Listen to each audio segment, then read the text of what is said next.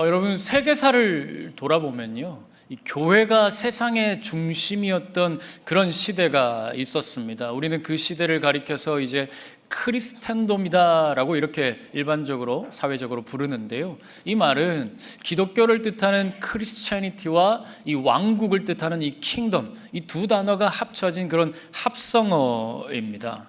그래서 기독교와 서구 유럽의 그 왕정 체제 하에서 일어났던 그 모든 현상들을 아우르는 말이 이 크리스텐돔이라고 합니다. 여기에는 정치, 경제, 사회, 문화, 예술, 이 모든 것들이 거기에 이제 다 포함되게 됩니다. 그래서 일반적으로 학자들은요, 이 크리스텐돔의 시대가 4세기부터 20세기 중반까지 대략 한 1700년 동안 지속되었다, 그렇게 이제 평가를 합니다. 자, 그런데 여러분, 이처럼 우리가 다 아는 것처럼 그 모든 시대들이 있었음에도 불구하고 이제는 어떻습니까? 그 시대가 다 지나가 버렸다라는 것을 우리가 다 알고 있습니다. 교회는 서구 유럽에서 이미 오래전에 그 중심부에서 멀어져 있는 그 현상을 우리는 목도하고 있는 것이죠. 교회가 이미 술집이 되거나 극장이 되거나 혹은 다른 어떤 용도로 팔려지고 교회가 문 닫고 폐쇄되는 그 일들을 여러분, 우리가 여러 매체들을 통해서 이미 익히 들어서 알고 계실 것입니다. 자, 그렇다면 여러분, 한국 교회는 어떠하냐? 한때 한국 교회는요, 한국 사회에서 희망이요 등불처럼 여겨지던 때가 있었습니다. 그런데 여러분, 지금은 어떻습니까? 희망이요 등불은커녕 오히려 조롱과 비판의 대상으로 전락해 버리고 말았습니다. 그러다 보니 어떻습니까? 교세는 갈수록 줄어들고 있고요, 다음 세대는 교회를 떠나는 그런 참 아픈 이 현상들이 계속해서 교회 안에 벌어지고 있습니다. 교회가 더 이상 이 세상에 희망을 주지 못하는 그런 시대 속에 우리가 살아가고 있는 거예요. 그래서 이제는 정말 이 땅에 하나님의 나라를 이루어가는 일들이 굉장히 요원해 보이는 그런 상황 속에서 우리가 살아가고 있는 것입니다. 자, 그런데 이 성경을 보면 말이지요, 지금까지 말씀드렸던 그 어려운 시대, 오늘 우리가 살아가고 있는 이 시대도 어렵고 참 어두운 시대인 것은 사실이지만, 성경에 나오는 그 시대를 들여다보면 우리가 살아가고 있는 이 시대, 또 서구 유럽이 맞이하고 있는 그 가슴 아픈 현실의 시대보다 훨씬 더 고통스럽고 어려운 그 아픔의 시대를 살아가고 있었던 그 삶의 자리를 우리는 찾아볼 수 있습니다. 그게 바로 오늘 우리가 함께 살펴보려는 이 느헤미야의 시대입니다. 오늘 본문 3절을 보면 그 느헤미야의 시대가 어떤 시대였는가 하는 것을 우리에게 간략하게 말씀해 주고 있는데, 여러분, 우리 3절 말씀 함께 읽어보겠습니다. 그들이 내게 이르되 사로잡힘을 면하고 남아있는 자들이 그 지방 거기에서 큰 환난을 당하고 능욕을 받으며 예루살렘 성은 허물어지고 성문들은 불탔다 하는지라. 자, 여러분, 그 시대를 살고 있던 느헤미야가 들었던 이 소식은 바로 이와 같았습니다. 예루살렘 성은 허물어졌고 하나님의 백성들은 지금 고난과 고통 속에 살고 있으며 매 순간 능욕을 당하더라라는 거예요. 여러분, 이 능욕이라는 단어는요, 그냥 단순히 육체적인 괴로움을 뜻하는 말이 아닙니다. 하나님의 백성이 조롱거리가 되었다. 하나님의 백성이 이 세상 가운데 더 이상 존재하지 못할 정도로 굉장한 수치를 경험하고 있는 어떤 영적인 처참한 상태를 표현하는 말이 바로 이 능욕이라는 단어입니다. 여러분, 하나님께서 이스라엘을 그 땅 가운데 세우실 때에는요, 분명히 하나님의 나라를 세워가라고 하나님의 백성을 그 가운데 이스라엘로 선택하신 거예요. 그런데 이제는 이스라엘이 더 이상 하나님의 나라를 그 땅 가운데 세워가지 못하는 그 처참한 현실 속에 놓여 있었음을 우리가 이 3절 말씀을 통해서 확인해 볼 수 있는 것입니다. 자, 그런데 말이죠, 우리가 느헤미야서를 여기까지만 읽으면 참 처참한 상황이구나 라고 끝내서 그렇게 끝내버릴 수도 있지만, 우리가 느헤미야 말씀을 다 읽어보면 중요한 한 가지 사실을 발견할 수 있어요. 그게 뭐냐? 하나님은 그 어두운 시대 속에서도 하나님의 나라를 세워가는 것을 포기하지 않으시더라라는 사실입니다. 할렐루야. 여러분, 이것을 기억하실 수 있기를 바랍니다. 느헤미야가 살았던 시대가 분명히 어두운 것은 사실이었습니다. 그러나 하나님께서는 그 어두운 시대 속에서도 하나님의 백성을 통하여 하나님의 나라를 세워가는 것을 절대로 포기하지 않으셨다라는 거예요. 하나님 앞에 준비된 그 한 사람 느헤미야를 통하여서 무너져버린 성벽을 다시 쌓으시고 처참하게 살아가고 있는 그 백성들을 다시 하나님의 말씀 앞으로 불러 모아 하나님의 백성으로서의 그 삶을 살아갈 수 있도록 그렇게 그 일을, 그 역사를 이루어내시더라라는 것입니다. 그러므로 여러분, 오늘 이 시대도 저는 소망이 있다 믿습니다. 왜냐하면 여러분, 우리 시대가 아무리 어둡다 할지라도 느헤미야 시대보다는 사실 덜 어두운 거예요.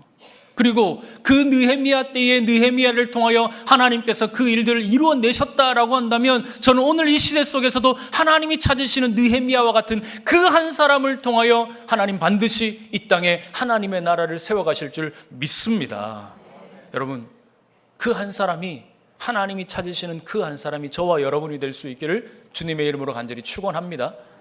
그렇다면 느헤미야는 도대체 어떤 사람이었길래 여러분, 그 어두운 시대에 하나님이 찾으시는 사람이 될 수 있었을까요? 여러분, 아닌 게 아니라 여러분, 그 시대에 느헤미야만 살고 있었습니까? 한 명 있었으면 하나님 어쩔 수 없이 느헤미야를 선택했겠구나 우리가 생각해 볼 수도 있는데, 여러분, 동시대에 느헤미야 그 시대에 살고 있었던 사람이 느헤미야 한 사람뿐이겠습니까? 아니요, 수백만의 이스라엘 사람들이 똑같이 살아가고 있었단 말이죠.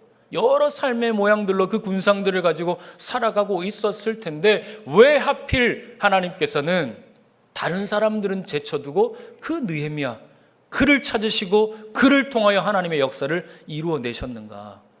여기에는 분명한 이유가 있지 않겠습니까? 수많은 사람들을 제쳐주고 그 한 사람을 찾으시고 선택하신 데에는 분명한 이유가 있다라는 거예요. 그래서 오늘 여러분, 오늘 주신 말씀을 통해서 이거 한번 생각해 보기를 원합니다. 그것을 알면 여러분, 우리도 하나님이 찾으시는 그 한 사람 될 수 있지 않겠습니까? 그래서 나를 통하여 하나님께서 이 어두운 시대에 소망이 잃어버려져 가는 그 시대 속에 우리를 통하여, 나를 통하여 하나님 다시 하나님의 소망을 이 땅 가운데 세워 가시지 않겠습니까? 여러분, 믿으시길 바랍니다. 오늘 이 생각 우리 함께 말씀을 통하여 찾아보기를 원합니다. 자, 여러분, 먼저 오늘 본문 1절 2절 말씀 우리 함께 읽겠습니다. 하가랴의 아들 느헤미야의 말이라. 아닥사스다 왕 제20년 기슬루월에 내가 수산궁에 있는데 내 형제들 가운데 하나인 하나니가 두어 사람과 함께 유다에서 내게 이르렀기로 내가 그 사로잡힘을 면하고 남아있는 유다와 예루살렘 사람들의 형편을 물은즉.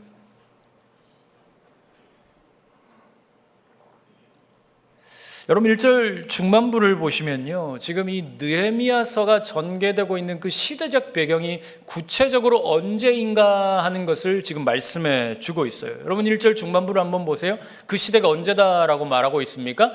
아닥사스다 왕 제20년 기슬루월이다 이렇게 말을 합니다. 어느 왕, 아무튼 아닥사스다 왕의 20년째 되는 해 이 기슬루월에 이 일이 일어났는데, 이때는 언제냐면 기원전 445년입니다. 그리고 이때는 언제냐면 페르시아가 고대 근동을 제패하고 있던, 이 초강대국으로 이 제국을 유지하고 있었던 그 시대였어요. 여러분, 이 아닥사스다 왕은 성경에서도 몇 번 들어보셔서 아마 이름이 익숙하실 텐데, 이 왕은 세계사적으로도 아주 유명한 왕인데, 왜냐하면 그 아버지가 굉장히 유명하거든요. 여러분, 혹시 영화 300이라는 영화 혹시 보셨습니까? 영화도 좀 보고 그러십시오. 네. 물론 좀 잔인한 면이 있긴 합니다만, 이 300이라는 영화가 어떤 영화냐 하면, 이 스파르타 혹시 들어보셨습니까? 이 그리스의 도시 연합 국가 중에 하나였던 그 스파르타와 이 페르시아의 이 전쟁이 있었던 그걸 이제 다루는 영화인데, 거기에 스파르타의 300명의 용사와 페르시아의 100만 대군이 전쟁을 벌이게 됩니다. 근데 그 영화를 보시면 굉장히 인상적으로 등장하는 한 왕이 있는데, 나는 겁나 위대한 왕이다 이러면서 이제 막 엄청 큰 수레를 타고 이렇게 막 머리에 쇠사슬 같은 거 들려 쓰고 막 코 뚫고 귀 뚫고 막 이러면서 이제 나오는 그런 왕이 있어요. 그 왕이 누구냐 하면 성경에서는 아수에로라고 나오는데 세계사적으로 보면 크세르크세스입니다. 아무튼 그렇게 알고 계십시오. 이제 그 사람이 누구냐 하면 이 오늘 나오는 아닥사스다 왕의 아버지예요. 그러니까 이 시대적 배경들을 우리가 좀 알면 그렇게 알 수 있죠. 그러니까 지금 이 페르시아는요, 최고의 전성기를 구가하던 그런 시대였다라는 겁니다. 그런데 그때에 이 느헤미야가 어디에 있었냐면 이 제국의 중심부인 수산이라는 곳에 있었어요. 그 수산 궁이죠. 왕이 거하는 그 궁에 이 느헤미야가 살고 있었습니다. 그리고 이제 11절을 우리가 읽었지만 11절에 보면 그 느헤미야의 직분이 뭐였느냐, 직책이 뭐였느냐, 술관원이었습니다. 왕의 술을 맡은 관원. 나중에 제가 설명할 기회가 있을 때 나중에 또 설명을 드리겠지만, 아무튼 이 직책은요 굉장히 높고 중요한 직책이었습니다. 다시 말해서 느헤미야는 그러니까 최고의 전성기를 구가하고 있던 최고의 제국 그 페르시아에서도 중심부에 살고 있었고, 그 중심부에 살 뿐만 아니라 최고의 직책을 가진, 한마디로 호가호위하며 아무 근심 걱정 없이 편안한 삶을 살고 있었다, 이런 말씀입니다. 자, 그런데 그렇게 편안한 삶을 살고 있던 이 느헤미야에게 어느 날 고향의 소식이 들려왔습니다. 바로 친족이었던 형제 중에 한 사람이었던 하나니와 두어 사람이 그에게 찾아와서 이제 고향 소식을 알려준 거예요. 자, 그런데 2절 말씀을 보면 느헤미야가 그 고향 사람들을 만나서 이렇게 질문을 합니다. 남아있는 유다와 예루살렘 사람들의 형편이 어떠하냐, 이렇게 묻습니다.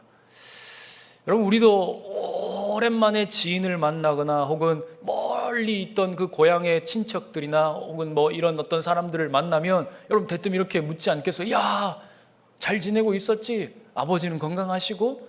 부모님, 아버님이나 부모님이나 똑같죠? 뭐 밥은 먹고 잘 먹고 다니냐? 뭐 혹은 뭐 요즘 어떻게 사는 건 괜찮고? 고향의 땅값은 좀 올랐고? 뭐 이런 여러분 신변 잡기를 묻는, 이런 이제 안부를 묻는 그런 질문을 우리가 흔히 하게 되잖아요. 그렇죠? 저만 그렇게 묻는 거 아니잖아요, 그죠? 우리는 그런 이제 그냥 일상에 그냥 흔하게 지나갈 수 있는 질문을 하게 됩니다. 여러분, 어쩌면 오늘 느헤미야의 이 질문은요, 우리가 그렇게 읽을 수 있어요. 그냥 오랜만에 만난 그 고향 사람에게 고향의 형편이 어떠하냐, 부모님은 잘 계시냐, 마치 이런 질문처럼 우리는 이 질문을 지나갈 수도 있는데, 여러분, 그러나 이 느헤미야의 이 질문은요 결코 그런 단순한 질문이 아닙니다. 왜냐하면 여러분, 지금 느헤미야의 질문을 보면요 남아있는 자들에 대해서 묻고 있어요. 여러분, 이것은요 구약 선지서에 나오는 아주 중요한 신학 사상 중에 하나이고 개념 중에 하나인데, 여러분 이 이사야 6장 13절 말씀에 보면 하나님께서는 심판하시는 중에 그루터기를 남기신다 말씀하십니다. 여러분, 이 그루터기는 뭐냐면 하나님이 심판하시면요 모두 다 멸절하시는 것이 아니라 그 가운데 남기는 사람들이 있어요. 그래서 그 남기는 사람을 통하여 하나님은 새로운 역사를 이루어 가신다라고 하시면서 이제 그루터기, 이 남은 자 사상에 대하여서 이야기를 하는 것을 보게 됩니다. 우리가 흔히 렘넌트라고도 하는데, 여러분 이 구약의 남은 자 사상은 굉장히 중요한 사상이에요. 하나님의 심판이 은혜다라는 것을 알려주는 핵심적인 사상이 바로 이 그루터기 남은 자 사상입니다. 그러니 여러분, 구약의 사상을 잘 알고 있는 그 배경 속에서 느헤미야가 살고 있었음을 생각하고 우리가 이 질문을 읽어내면, 지금 이 느헤미야의 이 질문은 단순한 근황 토크가 아닙니다.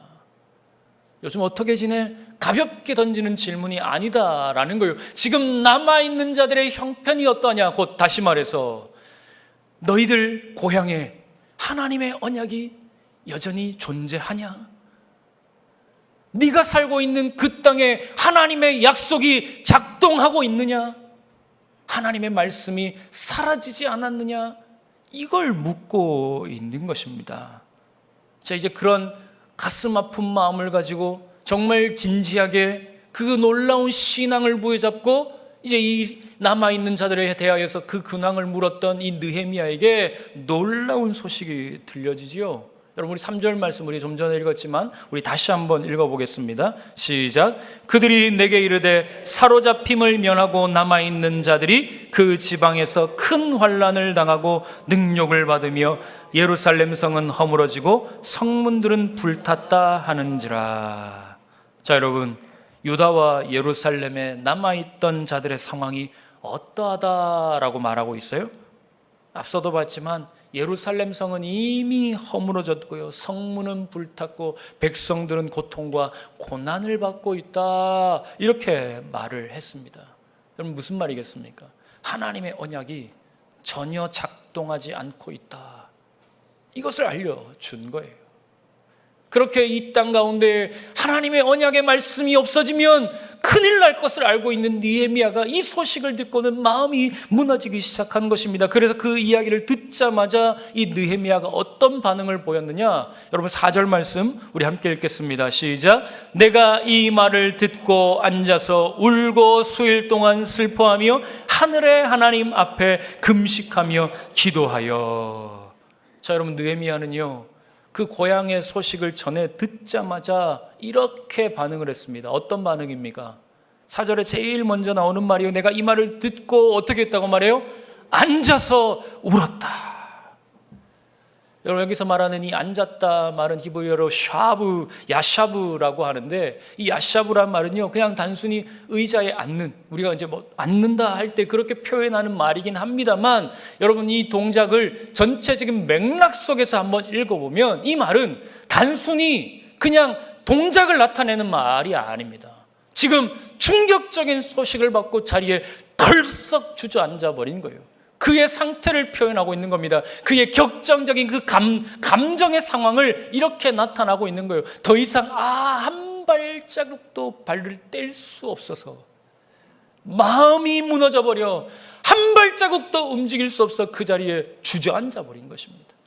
지금 이 표현을 하고 있는 거예요. 그렇게 주저앉아 버린 이 느헤미야는 연이어서 나오는 동사들을 보면 4가지 동사가 나오는데요. 첫째는 울고 슬퍼하고 금식하고 기도했다라고 말합니다. 너무나 마음이 슬퍼 주저앉아버린 그 상태에서 연이어서 느헤미야는 울고 슬퍼하고 금식하고 기도했다라고 말합니다. 여러분, 여기서 우리가 이 동사들을 유념해서 좀 살펴봐야 하는데요. 여러분, 이 동사가 지난주에도 잠깐 말씀을 드렸지만 히브리어 문법에 보게 되면 와우 연속법으로 표현이 되어 있어요. 이 말이 무슨 말이냐면, 여러분, 이 연속되는 이 종작들이 끊이지 않고 연속적으로 일어났다라는 겁니다. 그만큼 지금 느헤미야의 상황이 단 일순간의 어떤 감정의 표출로 이 상황이 끝나는 것이 아니라 지속적으로 반복적으로 그 상태가 계속되고 있음을 나타내고 있는 거예요. 한마디로 이 느헤미야의 심정이 완전히 뒤흔들어 버린 겁니다. 고향으로부터 들려온 그 소식으로 인하여 그 삶의 기반이 완전히 무너졌던 그 마음의 격정적인 상황들을 오늘 이 단어를 통하여서 그렇게 표현하고 있는 것입니다. 예루살렘의 무너진 현실에 그의 마음에 깊이 자리 잡았고, 그로 인하여 그의 삶 전체가 지금 뒤흔들려 버렸다라는 것을 앉아서 울었고 슬퍼하고 금식하고 기도했다, 이런 단어들로 표현하고 있는 거예요. 자, 그런데 여러분, 우리가 다시 한번 생각해 보시죠. 느헤미야는 왜 이렇게까지 반응을 했을까요? 여러분, 앞서도 말씀드렸다시피 지금 느헤미야는 사실 개인적으로 아무 문제가 없습니다. 최고의 강대국의 그 핵심부에서 여러분 편안한 삶을 살아가고 있었거든요. 요즘 말로 치면 미국에 지금 백악관에서 근무하고 있는 거예요. 세상이 다 무너져도 사실 거기 있는 사람은 제일 안전하다, 우리가 그렇게 생각해 볼 수 있지 않겠어요?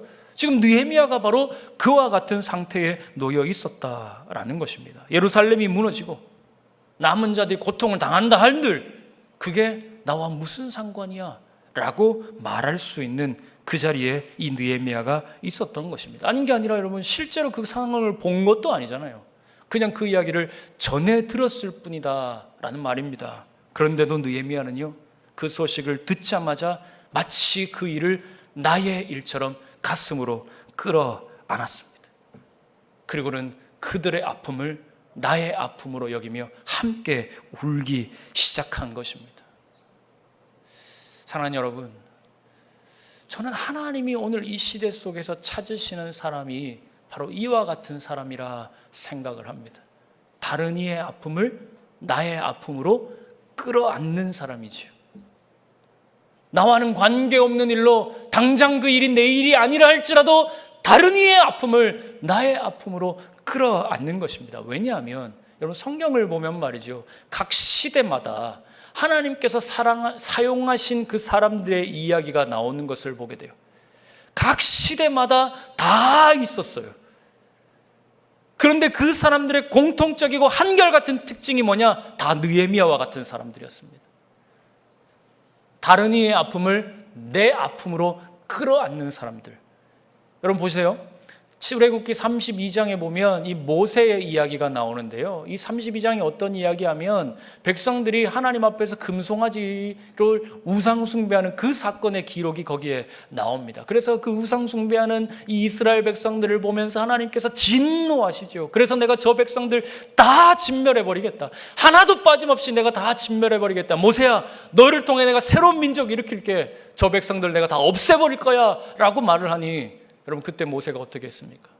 하나님 앞에 엎드려서 울며 기도했습니다. 하나님, 차라리 내 이름을 생명책에서 지워주십시오. 그러나 저 백성들은 안 됩니다. 차라리 나를 죽이실지언정 저 백성들은 살려주십시오 라고 울며 통곡하며 모세가 하나님 앞에 기도했던 거예요. 자기 백성들의 죄와 아픔을 나의 아픔으로 끌어안은 것입니다. 여러분 예레미야 선지자는 어떻습니까? 나라가 멸망한다라는 소식을 하나님으로부터 끊임없이 들었습니다. 그때에 이 예레미야의 눈에서는요, 눈물이 그치지를 않았어요. 그래서 예레미야는 이렇게 기록하지요. 예루살렘의 멸망을 바라보며 내 눈에 눈물이 그치지 않는다. 이렇게 실제로 느헤미야는 고백하며 울며 하나님 앞에 통곡했어요. 민족의 아픔을 나의 아픔으로, 결코 남의 일로 여기지 아니하고 나의 아픔으로 끌어안은 것입니다. 여러분 이처럼 하나님께 쓰임받는 사람들은요, 다 똑같습니다. 공동체의 아픔을 나의 아픔으로 끌어안는 거예요. 다른 사람의 고통을 나의 고통으로 받아들이고 공동체의 눈물을 나의 눈물로 삼으며 그렇게 오늘도 흘리는 눈물 속에 괴로운 시간들을 보내는 사람이더라라는 사실입니다. 여러분 느헤미야도 마찬가지였지요. 성이 무너지고 성벽이 불타고, 성벽이 무너지고 성문이 불타고 백성들이 고통과 고난 속에 있다라는 그 소식을 듣자 눈물이 멈추지 않는 것입니다. 그냥 지나가지 않는 거예요. 그들의 아픔을 내 아픔으로 삼고 오늘 하나님 앞에 나아가 엎드려 울며 금식하며 기도한 것입니다. 자, 여러분 그렇다면 이제 우리의 상황을 한번 생각해 보시지요. 여러분 오늘 우리에게도 여전히 예루살렘 성이 무너졌다라는 그 소식이요, 계속해서 들려오고 있습니다. 여러분 우리 교회는 건물이 멀쩡하고 이 안에 지금 성도들이 가득 차서 다 함께 예배드리고 있으니 우리 교회는 괜찮아 라고 생각하실지도 모르겠지만, 그러나 여러분 우리 상황 속에 우리 교회뿐만 아니라 다른 교회들도 마찬가지입니다. 그 상황에 내면한 내 상황들을 면밀하게 한번 들춰보면 여러분 그곳에 다 아픔이 있어요. 겉으로는 멀쩡해 보일지 모르지만 오늘 우리 가운데에는 여전히 문제가 가득한 것을 우리도 다 알고 있고 보고 있고 듣고 있더라라는 거예요. 그런데 우리는 어떻게 반응하고 있습니까? 내일이 아닌 거예요. 예루살렘 성이 무너지고 있다라는 소식을 우리는 다 들었는데 나는 내 신앙만 지키기에 급급한 것입니다. 오늘 나는 하나님 앞에 구원받았으니 나는 괜찮아. 그렇게 생각하며 우리는 오늘도 살아가고 있는 거예요. 젊은 세대가 교회를 떠나가고 다음 세대가 교회를 비워가고 있고 여전히 주변에 문 닫는 교회들이 많아지고 있는 이때에 우리 교회는 문제 없으니 여러분 우리는 괜찮습니까?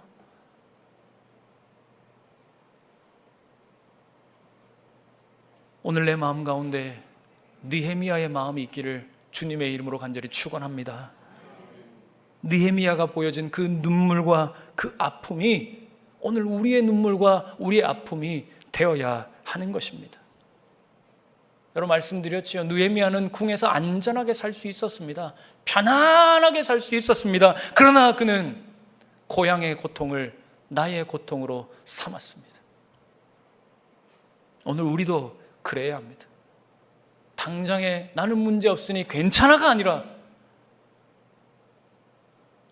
다른 이의 아픔을 나의 아픔으로, 다른 교회의 문제를 나의 문제로 똑같이 여기면서 오늘 우리가 그 아픔을 나의 아픔으로 삼고 살아내야 한다라는 것이죠. 오늘 그래서 하나님께서는 오늘 어쩌면 우리에게 이렇게 요청하고 계신지 모르겠어요. 누가 느헤미야처럼 아픔을 끌어안겠느냐? 오늘 누가 과연 이 시대의 아픔을 나의 아픔으로 끌어안겠느냐? 오늘 하나님께서 우리에게 이렇게 저는 묻고 계시다 생각합니다. 사랑하는 성도 여러분, 오늘 하나님의 그 부르심에 주님 제가 여기 있습니다 응답하시는 우리 성도님들 되실 수 있기를 주님의 이름으로 간절히 축원합니다. 만일 진정으로 그 하나님의 요청에 그 부르심에 응답하는 단 한 사람만 있다면 여러분, 하나님께서 느헤미야를 통하여 무너진 예루살렘 성을 다시 세우시고 그 땅에 소망 없이 주저앉아 있던 백성들을 다시 일으켜 세우셨던 것처럼 하나님 앞에 응답하는 그 한 사람, 하나님이 찾으시는 그 한 사람을 통해 오늘 이 마지막 시대에 하나님의 역사가 일어날 줄 믿습니다.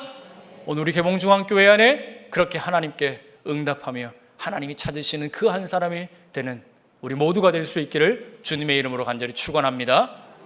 우리 계속해서 우리 4절 말씀 다시 한번 읽겠습니다. 4절입니다. 시작.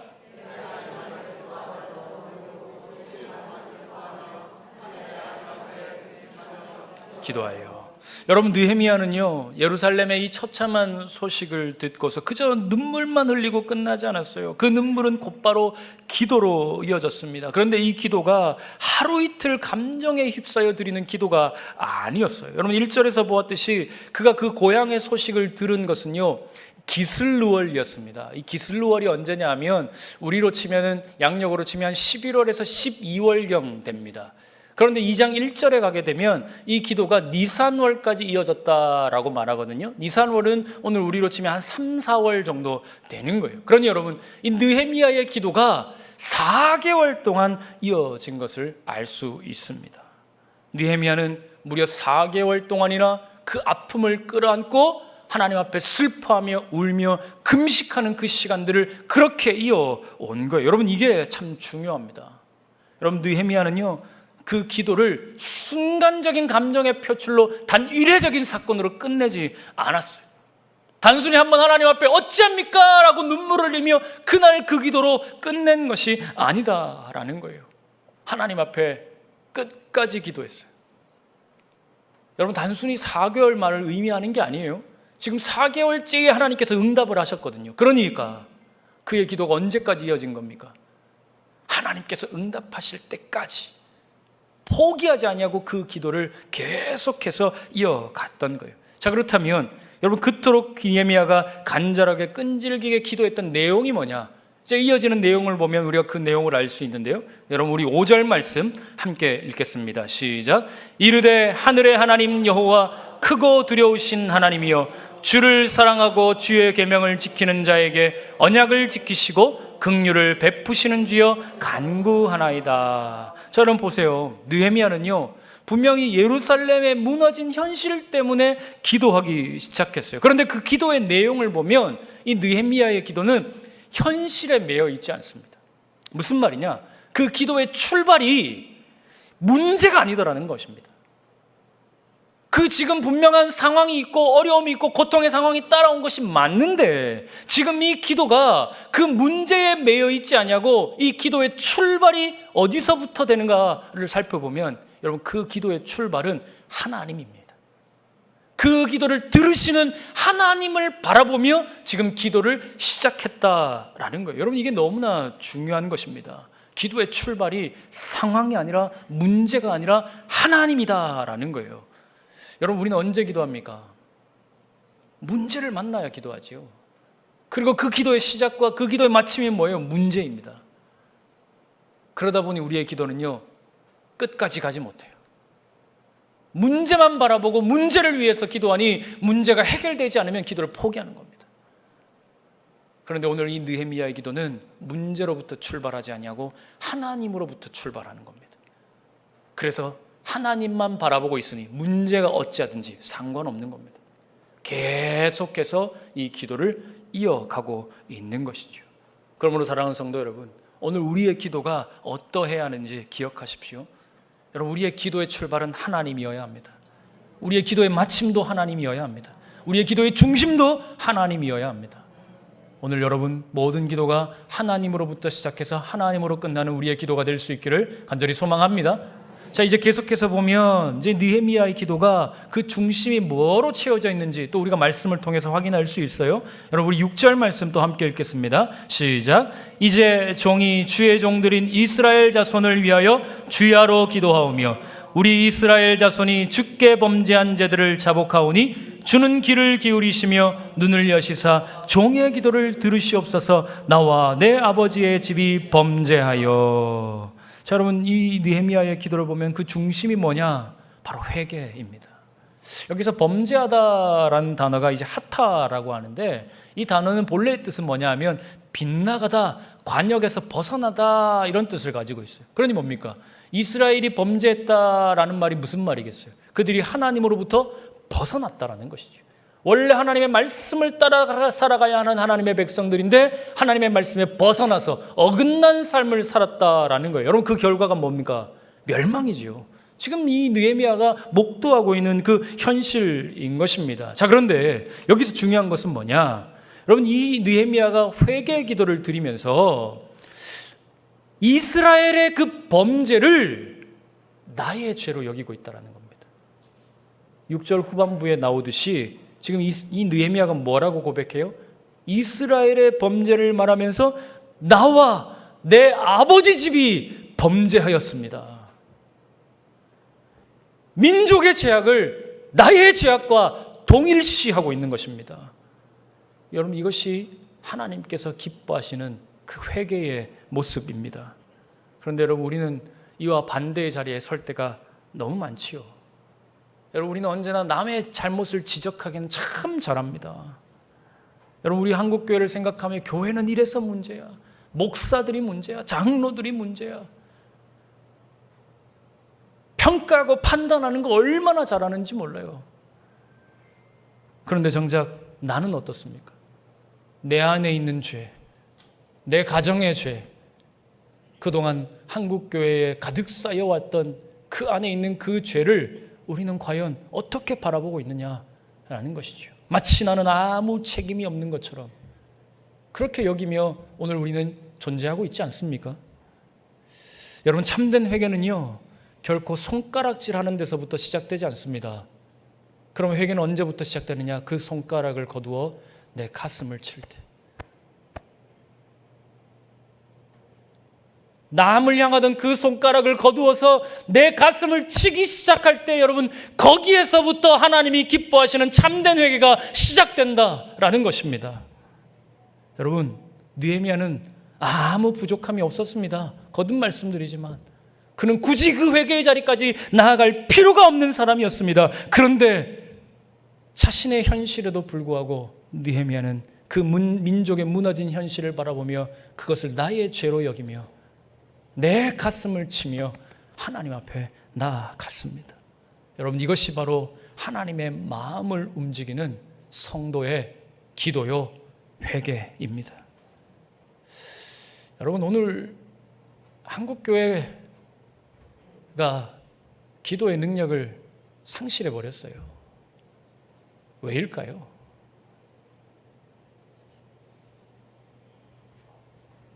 그것은 오늘 느헤미야와 같은 이 회개의 자리가 사라졌기 때문입니다. 회개의 눈물 없이 드리는 기도는 능력이 없어요. 공동체의 아픔을 끌어안고 그 죄를 나의 죄로 여기며 회개할 때, 여러분, 우리의 기도는 형식이 아니라 능력으로 나타나는 것입니다. 그러니 오늘 우리에게 필요한 것은 다른 그 무엇보다 느헤미야가 보여준 여러분 이 회개의 자리임을 여러분 기억하실 수 있기를 바랍니다. 오늘 한국교회의 진짜 문제, 오늘 우리가 마주하고 있는 우리 개봉중앙교회의 진짜 문제는 어떤 또 다른 문제들이 아니라 이 회개의 자리를 잃어버렸다라는 것이 문제이죠. 오늘 우리 가운데에서 진정 그 죄를 나의 죄로 여기며 눈물을 흘리며 하나님 앞에 나아가는 그 한 사람이 없다라는 것이, 여러분, 어쩌면 우리 교회가 가지고 있는 가장 큰 문제일 것입니다. 문제를 지적하는 사람은 많은데 그 문제를 나의 죄로 여기며 하나님 앞에 고통스럽게 눈물 흘리는 그 한 사람이 없어서 오늘 우리는 하나님 앞에 능력을 잃어버린 그런 교회가 되고 말았지 않았는가? 여러분, 우리는 그렇게 생각되는 것입니다. 그러니 오늘 이 땅에 무너져가는 현실을 바라보며 능력을 상실해가는 이 우리 계몽중앙교회를 바라보며 오늘 하나님께서 우리에게 물으시는 거예요. 누가 느헤미야와 같이 회개의 자리에 서겠느냐? 누가 가슴을 치며 오늘 회개의 자리로 나아가겠느냐? 오늘 하나님께서 그렇게 묻고 계신 것입니다. 사랑하는 성도 여러분, 오늘 하나님께서 그 한 사람을 찾고 계십니다. 하나님의 울부짖는 그 가슴 치는 그 소리에 주님, 제가 여기 있습니다. 주님, 제가 그렇게 회개하겠습니다. 주님, 제가 그렇게 가슴을 끌어안고 아픔을 함께 공유하겠습니다. 오늘 하나님 앞에 나오는 그 한 사람을 하나님 여전히 찾고 계시는 것이죠. 사랑하는 성도 여러분, 오늘 우리는 느헤미야의 이야기를 여기까지 읽었습니다. 그러나 오늘 느헤미야 이야기는 결코 절망으로 끝나지 않습니다. 무너진 성 때문에 울고 기도하는 자리에서 멈추지 아니하고 결국 그 성이 다시 세워지는 자리까지 나아가는 것을 여러분, 우리는 느헤미야를 통하여 확인할 수 있는 거예요. 조롱과 수치를 당하던 백성들이 다시 한번 하나님의 말씀 앞에 모여 다시 하나님의 백성으로 세워지는 그 모든 것을 우리는 느헤미야의 이야기를 통하여 확인하게 되는 것입니다. 바로 하나님 앞에 눈물을 흘리며 회개하며 기도하는 그 한 사람 때문에 이 모든 일이 일어나는 것을 여러분, 우리는 말씀을 통하여서 확인하게 되는 것입니다. 성도 여러분,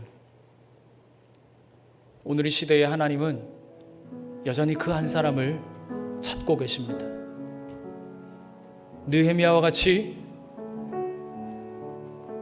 아픔을 끌어안을 줄 아는 사람, 느헤미야와 같이 나의 죄로 여기며 하나님 앞에 회개의 눈물을 흘릴 수 있는 그 한 사람을 오늘도 하나님은 여전히 찾고 계십니다. 사랑하는 성도 여러분, 오늘 그 한 사람이 저와 여러분이 될 수 있기를 주님의 이름으로 간절히 축원합니다. 아니, 제가 먼저 그 한 사람이 되겠습니다. 제가 먼저 그 한 사람 되겠습니다. 그러니 여러분도 저와 함께 하나님이 찾으신 그 한 사람 되십시다.